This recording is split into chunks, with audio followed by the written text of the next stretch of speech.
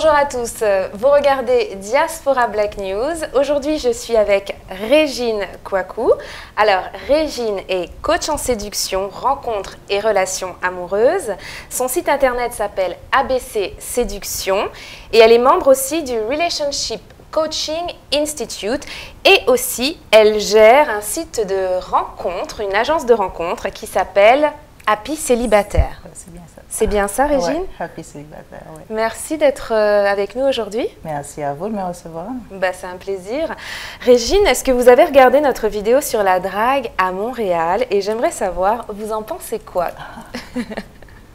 Oui, effectivement, j'ai regardé la vidéo, puis j'ai trouvé ça super intéressant. Ben, j'avoue que en général, j'étais plus ou moins d'accord avec Jean-Sébastien, je pense. Oui. À quelques différences près. Oui, c'est certain que lui, c'est un homme québécois, donc on pourrait penser qu'il a une meilleure idée de quoi il parle. Mais moi, en tant que femme, je pense que j'ai probablement parfois une perception un tout petit peu différente de la façon dont lui voit les choses. D'accord. Okay. Donc, est-ce que vous êtes d'accord sur le fait que les Montréalais ne draguent pas? Enfin, vous êtes d'accord avec cette affirmation-là ou pas vraiment? C'est en général une réalité. Moi, je vais dire qu'à 80% du temps, oui, effectivement, le Montréalais, il ne drague pas. Okay. La différence avec le Montréalais et les autres, c'est que c'est une différence de culture, moi, je pense. C'est que dans les cultures, surtout caribéennes, parce que moi, je vais parler de la Caraïbe, je viens de la Caraïbe, dans les cultures caribéennes, les hommes se sentent à l'aise d'aborder les femmes dans les rues. Ils se sentent à l'aise de siffler les femmes. Moi, je vois déjà plein de gens en train de se crisper. Même mes filles qui sont d'origine caribéenne, elles trouvent ça, c'est horrible.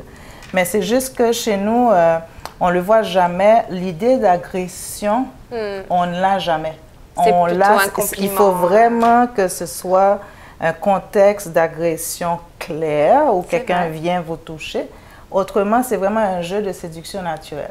Donc, quelqu'un qui siffle une femme dans la rue, nous, on ne monte pas sur nos grands chevaux automatiquement. Si on est intéressé, on se retourne, on sourit, puis autrement, on continue à avancer tout droit, mais on ne se sent pas insulté. Et l'homme, en le faisant, et c'est ça la différence, parce que l'homme, en le faisant, il ne le fait pas dans le but d'insulter non plus. Tandis qu'à Montréal, étant donné que ça ne fait pas partie de leur culture, c'est sûr que la personne qui le ferait, il ne le ferait pas avec le naturel qu'un Dominicain ou un Haïtien ou un Martiniquais va le faire. Donc, c'est ça la différence à ce niveau. Donc, tout ça, c'était pour parler de la drague de rue. Mais si on met le Québécois dans le contexte d'un bar, d'un club, où il va et il sait que tout le monde est célibataire, mais là, je pense qu'il est assez à l'aise en général pour aller approcher les femmes. D'accord. On a entendu beaucoup dans le micro-baladeur aussi que la drague, ça ne s'apprenait pas. Alors, vous êtes coach en séduction, vous en pensez quoi? J'avoue que je travaille beaucoup avec les femmes, plus que les hommes, mais je vais dire que oui, tout s'apprend. C'est certain qu'il y a un naturel. Le naturel, il n'y a personne qui peut l'acheter, il n'y a personne qui peut l'apprendre. Donc, la personne qui l'a naturellement, c'est certain qu'il ou elle va toujours être meilleure. Ça va être... elle ne pense pas, elle n'a pas besoin de formation pour la personne qui reçoit la formation et qui devient, qui apprend à draguer. Qui devient un dragueur. C'est ça. C'est certain que ça ne va pas être aussi naturel. Mais moi, je pense que tout s'apprend. Oui, surtout aussi si c'est une question de timidité. C'est certain que la personne va apprendre des techniques pour justement pouvoir aborder les femmes sans avoir peur du rejet. C'est ça. Alors aussi, je voulais vous demander justement, est-ce qu'il y a des techniques pour aborder quelqu'un spontanément dans la rue? Parce qu'on constate que justement, c'est ce genre d'approche que les gens ont du mal à faire. Et pourtant, les rencontres comme ça, inopinées, sont souvent les plus belles, il me semble. Alors, est-ce que vous avez des petites techniques à partager? Ces rencontres sont malheureusement de plus en plus rares. C'est vrai. Et je pense que c'est la faute des deux parties. Parce que ce qui arrive, c'est que la société évolue tellement que les femmes, lorsqu'elles reçoivent un compliment, alors bien sûr, je parle en général, il y a toujours des exceptions. Lorsqu'elles reçoivent un compliment d'un homme dans les rues, elles le prennent, elles sont assez, les femmes ont tendance à être sur la défensive. Et ce qui fait que les hommes, eux aussi, parce que lorsqu'un homme parle à une femme pour expliquer ses peurs et ses craintes justement d'aborder les autres dans les rues, mais c'est justement, ça vient du fait qu'il a peur de se faire, ici au Québec, on dit virer de bord, là, carrément. Donc, c'était quoi ta question? Est-ce que vous auriez une petite technique, peut-être, pour Moi, je pense que approcher quelqu'un? C'est le naturel avant. Vraiment le naturel? C'est vraiment le naturel. Je sais que hier, il y a une intervenante qui a dit que c'est le sens de l'humour. Et lorsqu'elle l'a dit, moi, automatiquement, j'ai été stressée pour le gars. Parce qu'un sens de l'humour, ça varie de la personne, tu sais. C'est pas la même blague pour toi va pas être aussi drôle pour l'autre. Donc, je pense que c'est le naturel avant tout. Il faut que la personne, une fois que la personne est naturelle, une fois que la personne le sent, c'est sûr que son approche va être, elle aussi, beaucoup mieux accueillie. Beaucoup plus naturelle. Ouais, c'est ça. Mais moi, je pense qu'un compliment à une femme, c'est toujours... c'est déjà pas mal, c'est un bon... C'est un bon point. Hein? Ouais, il dit c'est winner, ouais, c'est ça. Ok. Alors, ma prochaine question, Régine, c'était est-ce qu'une femme peut aborder un homme? Parce que c'est vrai que je pense qu'il y a des différences culturelles qui jouent. Chez nous, par exemple, les Caribéens, c'est très très rare qu'une femme fasse le premier pas chez un homme, vers un homme, pardon. Et peut-être qu'ici, c'est un peu plus possible. Enfin, je ne suis pas sûre à 100%, mais selon vous, est-ce qu'une femme peut aborder un homme? Et comment aborder un homme, surtout sans passer pour une femme un peu libertine, je dirais? Parce que moi, j'aurais souhaité qu'on ne me pose pas cette question, mais je vais y répondre. Parce que, en général, oui, effectivement, moi, je suggère à mes clientes en général de se laisser aborder. Mais ça dépend des contextes. Comme tout, il y a toujours, ça dépend de la situation. Bien sûr. Par exemple, si on parle des sites de rencontres, parce que je fais aussi des ateliers là-dessus, si on parle de sites de rencontres, pourquoi je suggère aux femmes de se laisser aborder? Parce que si un homme, il regarde votre fiche, il a vu votre profil, un homme ne se pose pas la question à se demander « Ah, est-ce que je devrais l'aborder ou pas? » D'une manière générale, c'est comme, là, on a une nature qui est faite comme, l'homme, il ne se pose pas la question, puis la femme, elle a tendance à attendre. Mais maintenant, avec l'évolution des mœurs, si on peut dire, les femmes se sentent beaucoup plus à l'aise à faire le premier pas.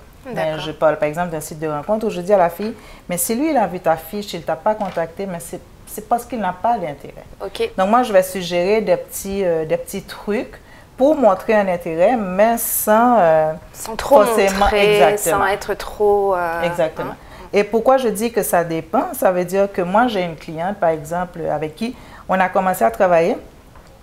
Et c'est sûr que, comme elle dit, j'entendais ta voix tout le temps dans ma tête. Tu sais, elle essayait de suivre les trucs sur lesquels on travaillait. Et là, elle est arrivée à un club. Et elle m'a dit, je t'avais dans ma tête. Elle regardait un gars qui dansait. Elle dit, je t'écoutais dans ma tête qui disait, non, tu ne vas pas lui demander à danser. Et puisque je lui ai dit, l'essentiel, c'est de suivre votre cœur. L'instinct aussi. C'est ça, c'est ce que tu sens qui est important. Je peux te donner les grandes lignes de façon à t'éviter à te transformer ou donner l'impression d'être une dépendante affective ou du genre. Mais c'est certain que si tu es bien en toi-même et puis que, mais ça te dit, tu dis, ben moi, ça me tente d'aller aborder ce gars. Et c'est ce qu'elle a fait. Et aujourd'hui, ils sont en train de fêter leur premier anniversaire. OK. Donc, c'est te dire que il n'y a rien qui a coulé dans le béton. D'une manière générale, je pense que c'est plus appréciable et apprécié que l'homme fasse le premier pas. Mais pour résumer un peu ce que tu disais, tout dépend de la situation, tout dépend de ce qu'on ressent à l'intérieur, de l'instinct, et puis c'est la façon de le faire. C'est toujours le faire avec légèreté. Voilà. C'est un homme qui est abordé par une femme qui vient avec un ton taquin, un flirt ou...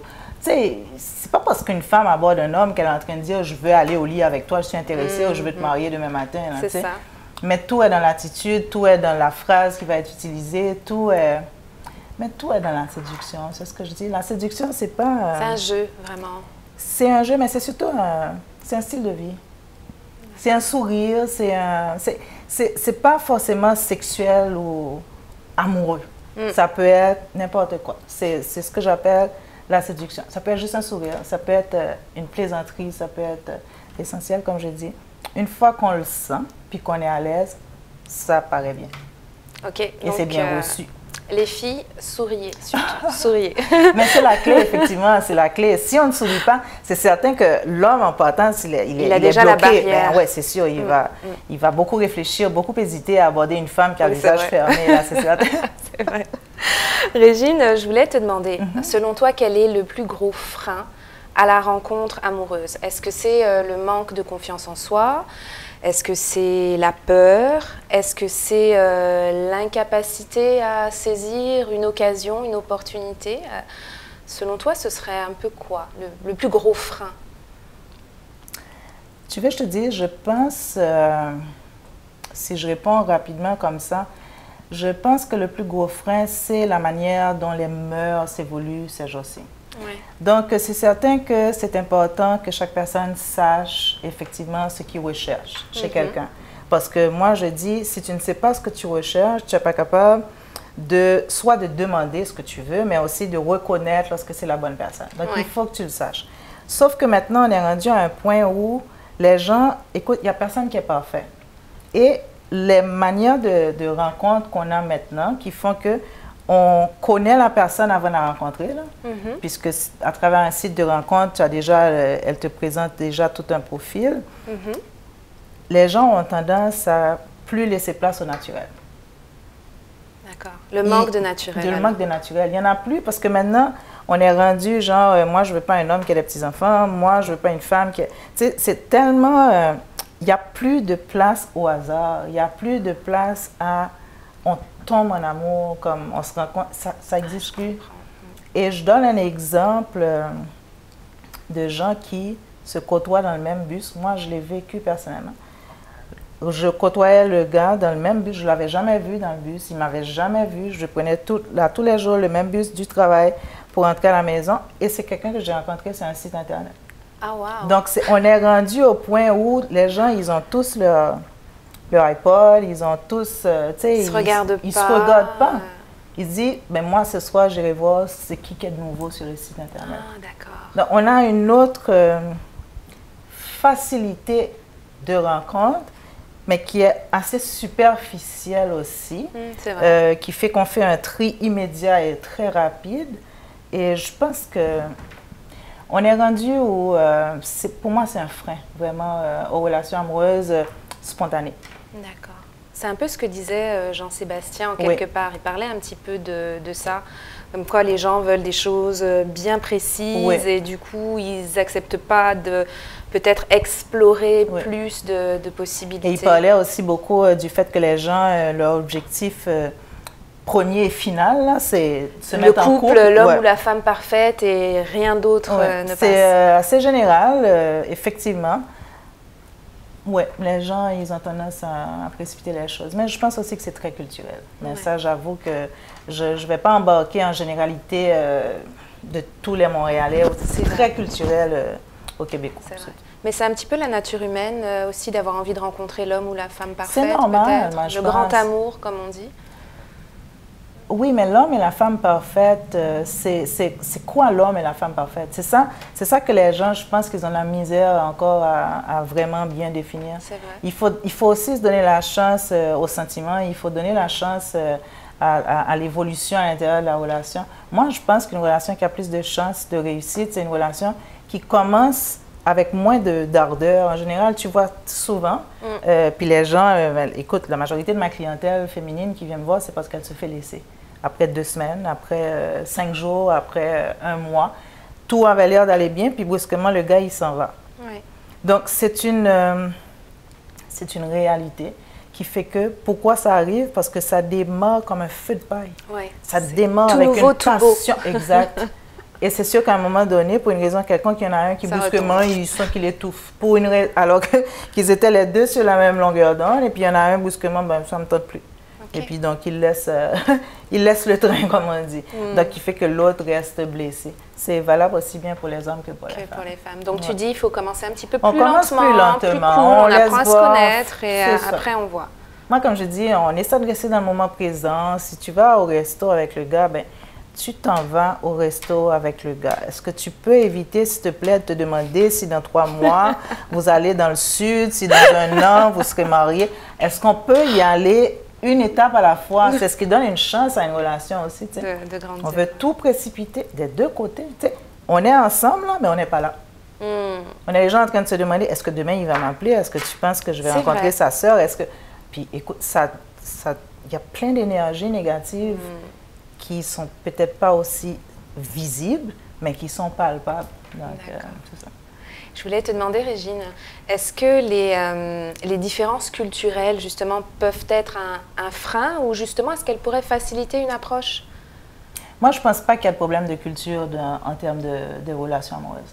Le problème de culture qu'on va avoir et qui n'est pas un problème, là, ça veut dire que un Québécois ou une Québécoise qui sort avec un Caribéen ou un Africain ou n'importe quoi, c'est certain que, surtout dépendamment de l'âge, chez nous, on n'a pas de mœurs de jeunes qui dorment ensemble ou de jeunes qui dorment un chez l'autre ou encore qu'on se mette en couple après 6 mois. Ça, c'est juste une question de culture. Mais c'est certain que si on est avec la bonne personne, c'est quelque chose qui se dit, ça se discute et puis il y a un échange et puis ça se fait bien. Moi, personnellement, de mon point de vue, je ne pense pas qu'il y a une barrière à proprement parler culturelle. Je pense qu'elle est facilement, on peut l'ouvrir facilement. D'accord. Alors, dans la semaine prochaine, on va certainement aborder le sujet de l'impact de l'argent dans les relations amoureuses, les relations de couple. Et on se demandait justement au niveau de la drague, est-ce que ça fait une grande différence d'avoir ou ne pas avoir l'argent? Je ne vois pas du tout où viendrait ce que l'argent viendrait chercher. Okay. C'est la personnalité, c'est la façon, c'est le naturel et c'est sûr que c'est la confiance en soi. On ne parle pas d'orgueil, on parle de confiance en soi où la personne est juste bien en elle-même et elle ne cherche pas à impressionner, elle cherche juste à créer un lien et puis là, ça passe bien. L'argent, ça vient après, moi, je pense. D'accord. Ouais. OK. Merci beaucoup, Régine, pour tous ces précieux conseils. Donc, c'était Régine d'ABC Séduction. Si vous voulez plus de conseils ou du coaching de la part de Régine, n'hésitez pas à aller visiter son site internet. Et je crois que tu voulais faire un petit appel pour ton agence mon agence de rencontre, parce que justement, c'est justement lorsqu'on parle de mix de culture, ben, c'est certain que le Québécois, justement, il a tendance, le Québécois, le Nord-Américain, les Français, les Européens, ils ont tendance à utiliser les services d'une agence d'une manière très, très naturelle.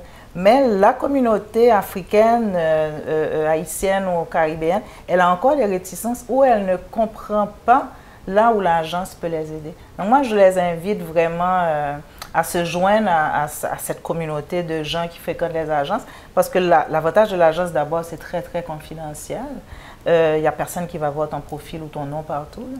Puis moi, je pense qu'il est temps qu'on puisse intégrer tout le monde à ce niveau et puis donner la chance à tout le monde de se rencontrer de cette manière. Donc moi, je les invite vraiment à voir ce qu'une agence de rencontre peut leur offrir comme service et la chance que je peux leur offrir de trouver l'amour. Donc ça, c'est Happy Célibataire. Happy Célibataire. OK, donc allez faire un tour, ça ne vous coûte rien du tout. Absolument. En plus, vous voyez, Régine est très très sympa, donc elle pourra vraiment vous aider avec ses histoires d'amour. En tout cas, merci encore d'être venu parler avec nous. C'était vraiment sympa de te recevoir. Merci. Merci à vous de nous avoir suivis. À très bientôt. À bientôt.